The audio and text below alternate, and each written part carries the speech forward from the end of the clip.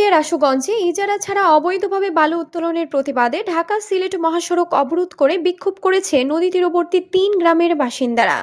আজ শনিবার বেলা ১১টা থেকে দুপুর ১:৩০ পর্যন্ত মহাসড়কের আশুগঞ্জের বাহাদুরপুর এলাকায় সড়কে অবস্থান নিয়ে বিক্ষোভ করে বিক্ষুব্ধরা। এতে গুরুত্বপূর্ণ মহাসড়কের দুই পাশে যান চলাচল বন্ধ হয়ে দীর্ঘ যানজটের সৃষ্টি হয়।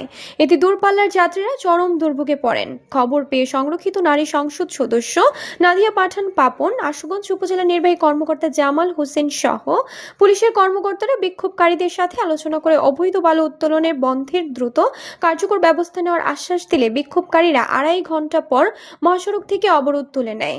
এ সময় সংরক্ষিত নারী সংসদ সদস্য নাদিয়া পাঠান পাপন ৪৮ ঘন্টার মধ্যে অবৈধ বালু উত্তোলন বন্ধের আশ্বাস দেন।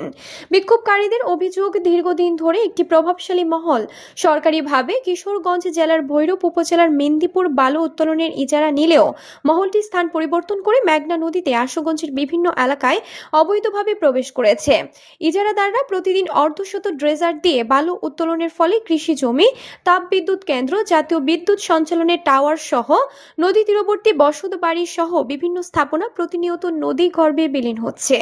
বালু উত্তোলন বন্ধে বিভিন্ন সময়ে প্রতিবাদ জানালেও প্রশাসন কার্যকর ব্যবস্থা নেয়নি।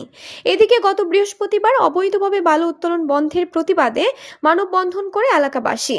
মানববন্ধনের পর প্রভাবশালী মহল থেকে হামলা ও নানাভাবে হুমকি দেওয়া হচ্ছে বলে অভিযোগ করেন। এই অবস্থায় দ্রুত হুমকিদাতাদের গ্রেফতার না করা পর্যন্ত তারা আন্দোলন চালিয়ে যাওয়ার ঘোষণা দেন।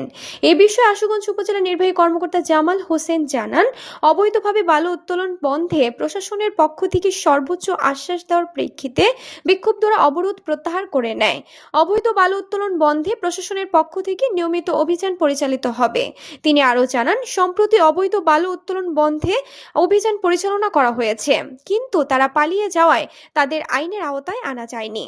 তবে একটি বলগেট সংশ্লিষ্টদের ১ লাখ টাকা জরিমানা করা হয়েছে।